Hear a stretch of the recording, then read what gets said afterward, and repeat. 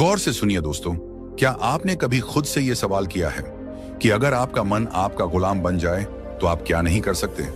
क्या आपने कभी महसूस किया है कि आपकी जिंदगी में सबसे बड़ी लड़ाई बाहर की दुनिया से नहीं, आपके अपने मन से है? सुबह उठने का मन नहीं करता, कुछ नया सीखने का मन नहीं करता, बुरी आदतें छोड़ने का मन नहीं करता, गुस्सा आ जाता है, मन भटक जाता है, काम का मन नहीं करता, और फिर दिन के अंत में पछतावा होता है कि आज भी खुद से हार गया। कभी सोचा है कि ऐसा क्यों होता है? इस वीडियो में हम उसी गहराई तक उतरेंगे जहां से ये सारा खेल शुरू होता है, आपके मन से। और बात बस समझने की नहीं है, बात है जागने की, सच को देखने की और अपने मन को साधने की। क्योंकि जिसने अपने मन को साध लिया उसने सारा संसार जीत लिया। गौतम बुद्ध ने कहा था, मन ही सब कुछ है, तुम जो सोचते हो वही बन जाते हो। अब जरा सोचिए, अगर आपका मन ही बार बार सोचता है कि मैं कमजोर हूं, मुझे नहीं आता, मेरा ध्यान नहीं लगता, तो वो सोच धीरे धीरे आपका सत्य बन जाती है। और यही है मन की सबसे बड़ी चाल। वो आपकी बनाई हुई आदतों, भावनाओं और यादों का गुलाम बन जाता है और आपको गुलाम बना देता है। मन एक बंदर की तरह है जो हर पल उछलता है, कभी भविष्य की चिंता में तो कभी अतीत के पछतावे में। आपके साथ भी होता है ना? आप कुछ करने बैठते हैं और अचानक मन कोई पुरानी बात याद दिला देता है, कोई दुख, कोई गलती, कोई डर, और फिर आप वहीं अटक जाते हैं, कुछ करते ही नहीं। आपका शरीर वहीं बैठा होता है पर मन कहां होता है कोई नहीं जानता। अब जरा सोचिए, ये वही मन है जो आपको महान बना सकता है अगर आप इसे समझ लें, इसे दिशा दे दें। क्योंकि मन खुद नहीं जानता कि क्या अच्छा है, क्या बुरा है। वो तो बस जिस चीज को आप बार बार दोहराते हो उसी को सच मान लेता है। अगर आप हर रोज खुद से कहते हो, मैं कुछ नहीं कर सकता, मेरा मन नहीं लगता, मेरी किस्मत खराब है, तो मन वही दोहराएगा, वही परोसता रहेगा और आप उसी में डूबते जाओगे।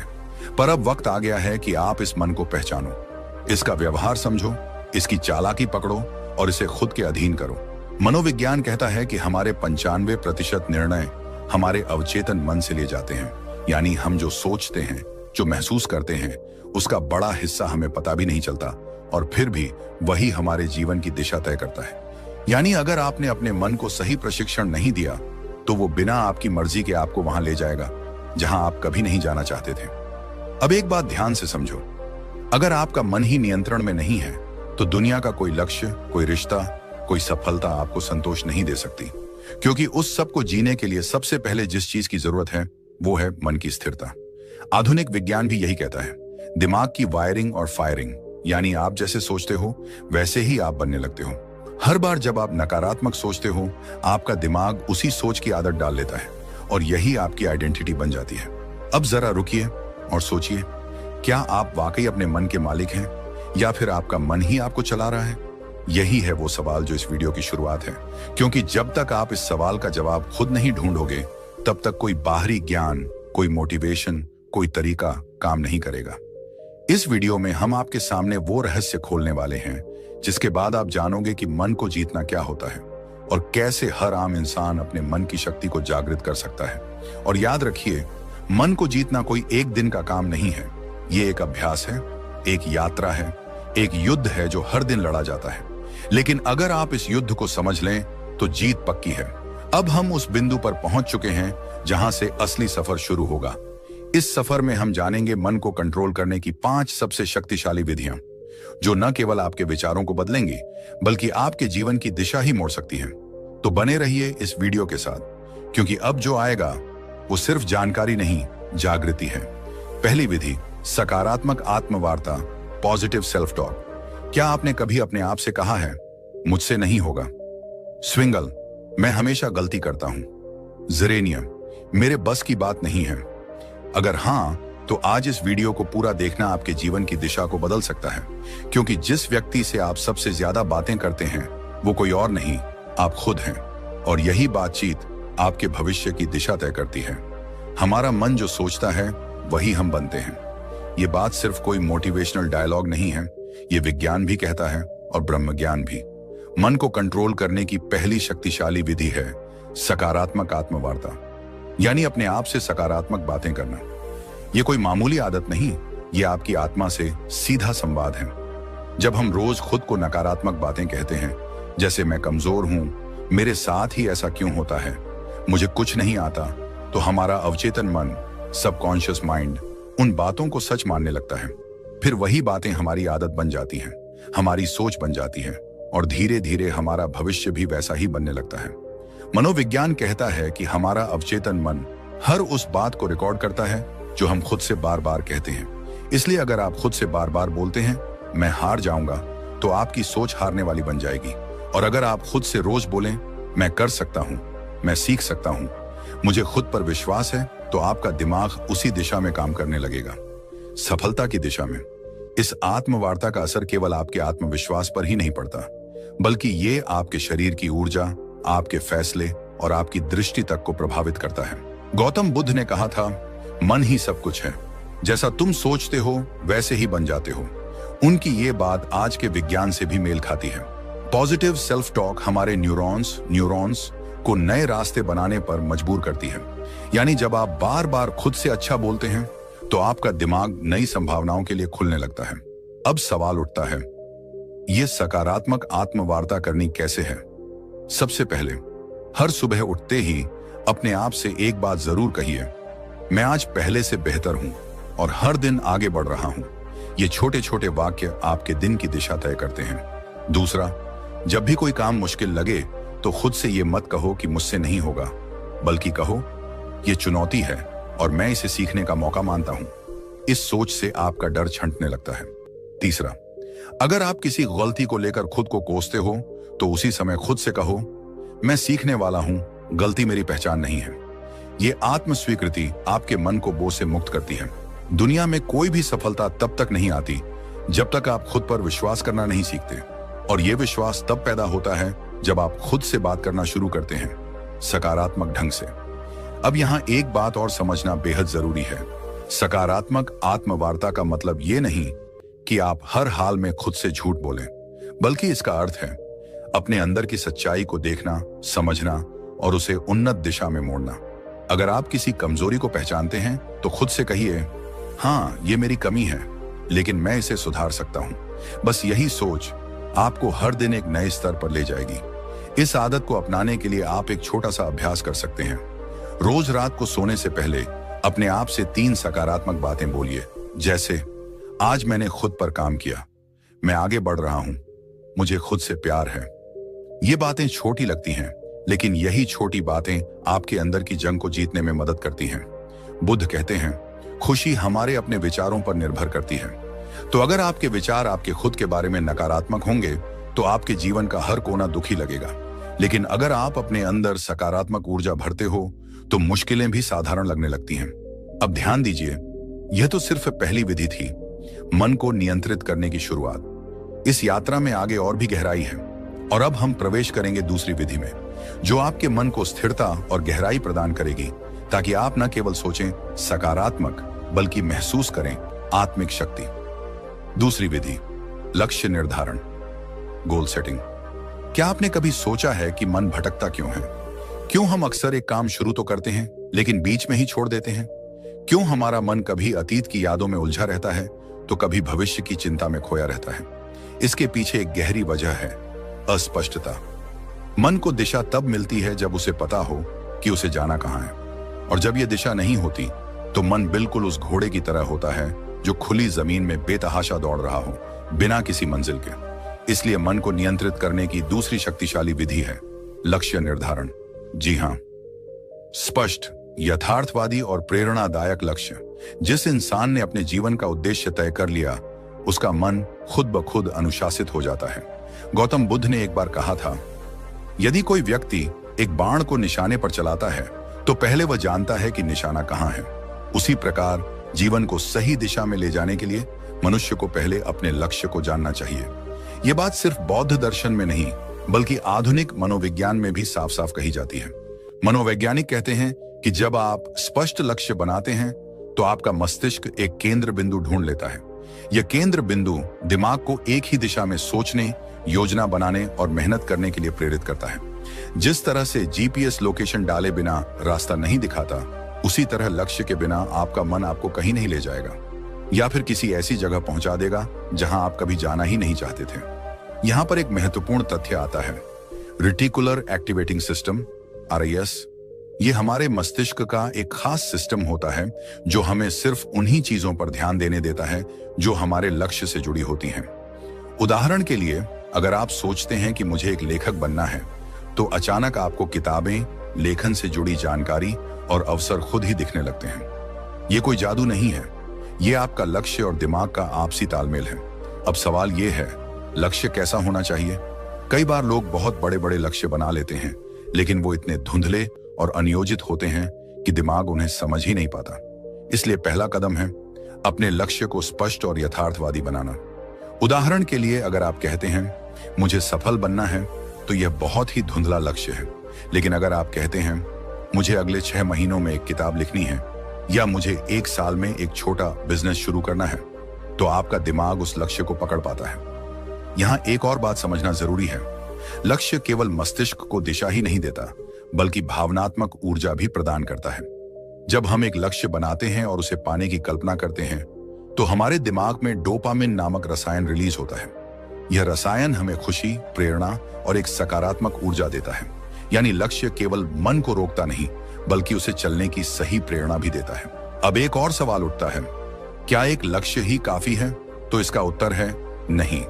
लक्ष्य का विभाजन होना चाहिए, दीर्घकालिक, लॉन्ग टर्म, मध्यकालिक, मिड टर्म, और लघुकालिक, शॉर्ट टर्म। क्योंकि जब हम एक बहुत दूर का लक्ष्य बनाते हैं और उसके बीच कोई पड़ाव नहीं रखते, तो हमारा मन थक जाता है और कहता है अभी तो बहुत दूर है, फिर कभी शुरू करेंगे। इसलिए छोटे छोटे पड़ाव होना जरूरी है, ताकि मन को हर पड़ाव पर एक संतुष्टि और प्रगति की भावना मिलती रहे। आप जब एक लक्ष्य तय करते हैं और उस पर काम करना शुरू करते हैं, तो आपका मन विकर्षणों को खुद ही ठुकराने लगता है।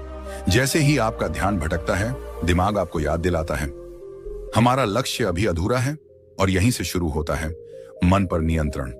अब सोचिए, एक मन जिसने खुद को एक दिशा में बांध लिया है, वो कितनी शक्ति उत्पन्न कर सकता है। आपने देखा होगा, जब आप किसी जरूरी काम में पूरे मन से लगे होते हैं, तो आपको भूख, प्यास, थकावट कुछ भी महसूस नहीं होता। क्यों? क्योंकि लक्ष्य ने आपके मन को पूर्ण रूप से फोकस्ड कर दिया है। यही शक्ति अगर हर दिन की आदत बन जाए, तो आपका जीवन वो रूप ले सकता है जिसकी कल्पना आपने कभी सिर्फ सपनों में की थी। आज के समय में सबसे बड़ी बीमारी क्या है? ओवर थिंकिंग, एंग्जाइटी, डिस्ट्रैक्शन, और इन सब का इलाज है लक्ष्य। लक्ष्य तय कर लीजिए और फिर देखिए आपका मन कैसे स्वतः अनुशासित होने लगता है। वो हर चीज जो आपका समय बर्बाद कर रही है, वो बेकार लगने लगेगी। मन बार बार आपको खींचकर आपके लक्ष्य की तरफ ले जाएगा। ये कोई चमत्कार नहीं, ये मन की दिशा बदलने की तकनीक है। अब जरा ये विचार कीजिए, अगर एक छोटा सा चुंबक लोहे की सुई को खींच सकता है, तो एक स्पष्ट और सशक्त लक्ष्य आपके मन को कितना खींच सकता है? मन जो अभी तक इधर उधर भागता फिर रहा था, वह धीरे धीरे उस चुंबक यानी लक्ष्य की ओर आकर्षित होने लगेगा। गौतम बुद्ध ने कहा था, मन अत्यंत चंचल है, लेकिन यदि उसे साध लिया जाए, तो वह आपके सबसे बड़े शत्रु को भी मित्र बना सकता है। इस साधना का पहला चरण था आत्मवार्ता, और दूसरा लक्ष्य निर्धारण। ये दोनों विधियां मिलकर आपके मन को भीतर से पुनः प्रशिक्षित करती हैं। ये उसे एक नए रास्ते पर चलाना सिखाती हैं, जहां दिशा है, उत्साह है और स्पष्टता है। तो अगर आप चाहते हैं कि आपका मन आपकी बात माने, तो सबसे पहले आप उसे बताइए कि कहां जाना है। फिर देखिए कैसे वो रास्ता खुद बनाने लगता है। और यही से शुरू होती है वास्तविक आत्मशक्ति की यात्रा। दोस्तों, क्या आप जानते हैं कि हमारा मन सबसे अधिक बेचैन तब होता है जब हमारे पास समय की कोई योजना नहीं होती, जब हम हर काम को टालते जाते हैं, जब दिन रात सिर्फ भाग दौड़ बनकर रह जाते हैं, लेकिन फिर भी मन शांति को नहीं छू पाता। तब असल में दिक्कत समय की नहीं होती, बल्कि उस समय के प्रबंधन की होती है। और यहीं से शुरू होती है मन को काबू में रखने की तीसरी शक्तिशाली विधि, समय प्रबंधन। आज हम जिस दुनिया में जी रहे हैं, वहां व्यस्त रहना एक ट्रेंड बन गया है, लेकिन व्यस्त होना और व्यस्तता का प्रबंधन कर पाना, ये दोनों एक जैसी चीजें नहीं है।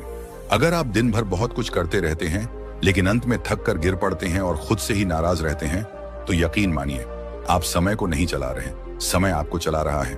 और जब समय हमें चलाने लगे, तो मन खुद ब खुद बेचैन, चिंतित और थका हुआ महसूस करता है।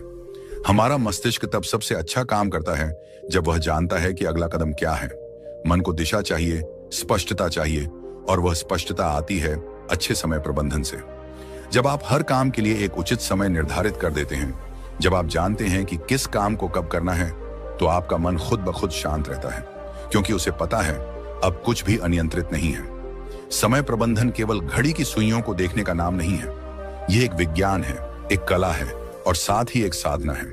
अगर आपने इसे साध लिया तो आप केवल अपने दिन को नहीं, अपने जीवन को, अपने भाग्य को और अपने मन को भी साध लेंगे।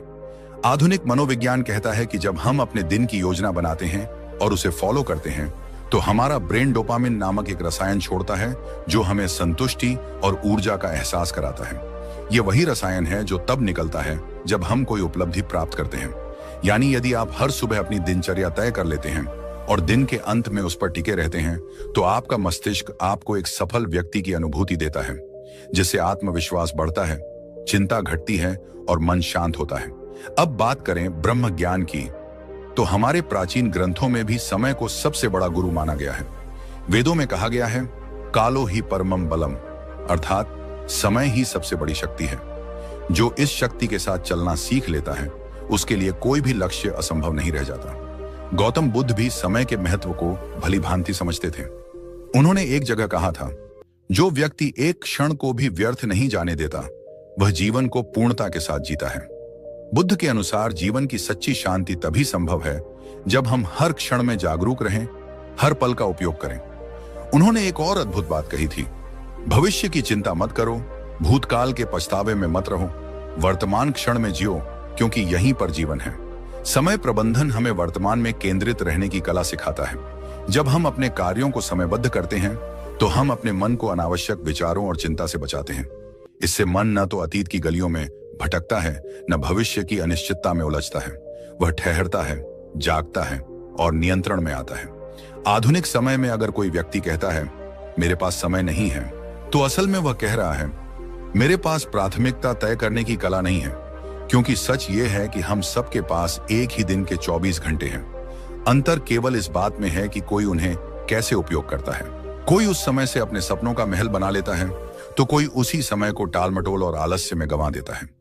एक और मनोवैज्ञानिक शोध यह बताता है कि जब कोई व्यक्ति अपने कामों को प्रॉपर टाइम फ्रेम में बांट देता है, तो उसकी निर्णय लेने की शक्ति और आत्मनियंत्रण सेल्फ कंट्रोल में 35% तक की वृद्धि देखी जाती है। यानी समय की सही योजना न केवल काम में सहायता करती है, बल्कि मनोबल और मानसिक स्थिरता को भी बढ़ाती है। अब सोचिए, अगर हर सुबह उठकर आप केवल इतना जान लें कि आज का दिन आपके हाथ में है और आपको इसे इस प्रकार जीना है कि शाम तक आपका मन थक कर नहीं, बल्कि तृप्त होकर सोए, तो कितना बदल जाएगा आपका जीवन। आप स्वयं अनुभव करेंगे कि मन अब उतना बेकाबू नहीं है, विचारों का शोर कम हो रहा है और एक गहरी स्पष्टता जन्म ले रही है। समय का सही प्रबंधन एक तरह से अपने आप से किया गया सबसे सुंदर वादा है कि मैं अपने जीवन को अनमोल मानता हूं और इसे यूं ही व्यर्थ नहीं जाने दूंगा। और जब यह भाव मन में दृढ़ हो जाता है, तब मन भी उसी अनुरूप काम करता है, वह आपके नियंत्रण में आने लगता है। तो यदि आप अपने मन को नियंत्रित करना चाहते हैं, शांत और स्थिर बनाना चाहते हैं, तो अपनी दिनचर्या को पुनः रचिए, हर घंटे का हिसाब रखिए और सबसे जरूरी, हर पल को पूरी जागरूकता और गहराई से जीने की आदत डालिए। जब मन देखेगा कि आप समय का सम्मान कर रहे हैं, तो वह भी आपको सम्मान देगा। दोस्तों, क्या आप जानते हैं, हम सबके भीतर एक ऐसी शक्ति है जो अगर जाग जाए तो न कोई डर टिक सकता है, न कोई चिंता, न कोई भ्रम। लेकिन अफसोस की बात यह है कि आज की भाग दौड़ भरी जिंदगी में हम उस शक्ति से बिल्कुल कट चुके हैं। मन एक भटकती हुई हवा बन गया है, कभी अतीत के पछतावे में उलझा हुआ, तो कभी भविष्य की चिंता में डूबा हुआ। और यही सबसे बड़ा कारण है मानसिक अशांति का, नींद ना आने का, अकेलेपन का और आत्मविश्वास की कमी का। आज हम बात करने जा रहे हैं ध्यान की, यानी मेडिटेशन की। ये सिर्फ कोई साधना नहीं, ये कोई ट्रेंड नहीं, ये कोई वेस्टर्न तकनीक नहीं, बल्कि ये हमारी ही आत्मा का द्वार है, जिससे होकर हम अपने भीतर के सच्चे स्वरूप तक पहुंच सकते हैं। हर दिन कुछ ही मिनट का ध्यान आपके पूरे जीवन की दिशा बदल सकता है और यह कोई अतिशयोक्ति नहीं है। यह विज्ञान भी मान चुका है और ब्रह्म ज्ञान भी बार बार इसी बात की पुष्टि करता है। जब आप ध्यान करते हैं तो सबसे पहले जो होता है वो यह कि आपका मन स्थिर होता है। वह मन जो अभी तक बंदर की तरह इधर उधर कूद रहा था, वह शांत हो जाता है। और जब मन शांत होता है, तभी तो आप अपने विचारों को स्पष्ट देख सकते हैं। ये क्लैरिटी ऑफ थॉट्स ही आपकी हर समस्या का हल है, क्योंकि समस्या से ज्यादा परेशान करने वाला तो भ्रम होता है, और भ्रम तब टूटता है जब विचारों में स्पष्टता आती है। आज मनोवैज्ञानिक भी कहते हैं कि जब कोई व्यक्ति रोज 10 से 15 मिनट ध्यान करता है तो उसका एमिगडाला, जो हमारे मस्तिष्क का वह हिस्सा है जो डर और चिंता को नियंत्रित करता है, वो छोटा होने लगता है, और इससे व्यक्ति का इमोशनल रिस्पॉन्स सुधरने लगता है। मतलब यह कि जो बात पहले आपको बहुत जल्दी गुस्सा दिला देती थी, वही बात अब शायद आपको हंसी में टालने की शक्ति दे दे।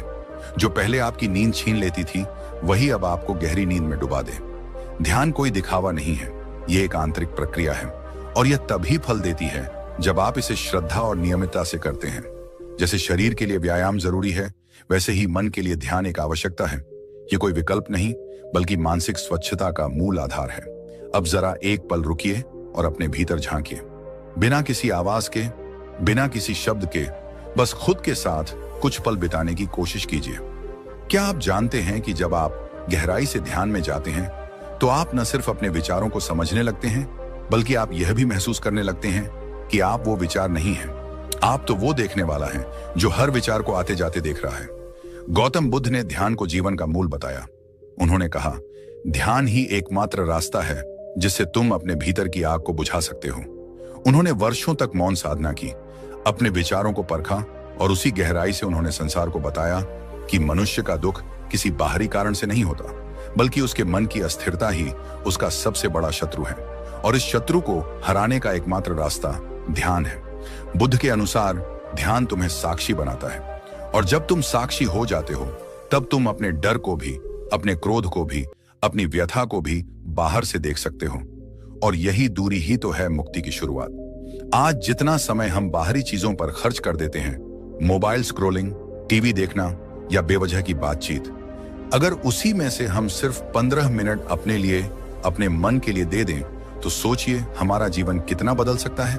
ध्यान करने के लिए किसी विशेष स्थान या किसी विशेष पद्धति की आवश्यकता नहीं, बस शांति हो, एक कोना हो, और हो थोड़ी सी इच्छा खुद को समझने की, खुद से मिलने की। आप चाहे तो आंखें बंद करें, अपनी सांसों पर ध्यान दें, चाहे तो ओम का उच्चारण करें, चाहे तो सिर्फ मौन रहें। तरीका कोई भी हो सकता है, लेकिन परिणाम हमेशा एक ही मिलेगा, शांति, गहराई और भीतर की शक्ति। ध्यान हमें सिखाता है कि शांति बाहर नहीं, भीतर है। ध्यान हमें सिखाता है कि समाधान कोई और नहीं देगा, हमें खुद ही खोजना होगा। ध्यान हमें सिखाता है कि जब तक तुम अपने मन पर नियंत्रण नहीं करते, तब तक कोई भी चीज तुम्हें पूरी तरह संतुष्टि नहीं दे सकती, न दौलत, न रिश्ते, न सफलता। और अंत में एक बात जो सबसे जरूरी है, ध्यान कोई एक बार का प्रयोग नहीं है, यह एक निरंतर यात्रा है। जैसे जैसे आप इस यात्रा में आगे बढ़ेंगे, वैसे वैसे आप खुद को उस रूप में जानने लगेंगे जो आप वास्तव में हैं। आप पाएंगे कि आप सिर्फ एक शरीर नहीं, एक नाम नहीं, एक पहचान नहीं, बल्कि आप शुद्ध चेतना हैं, शुद्ध शक्ति हैं।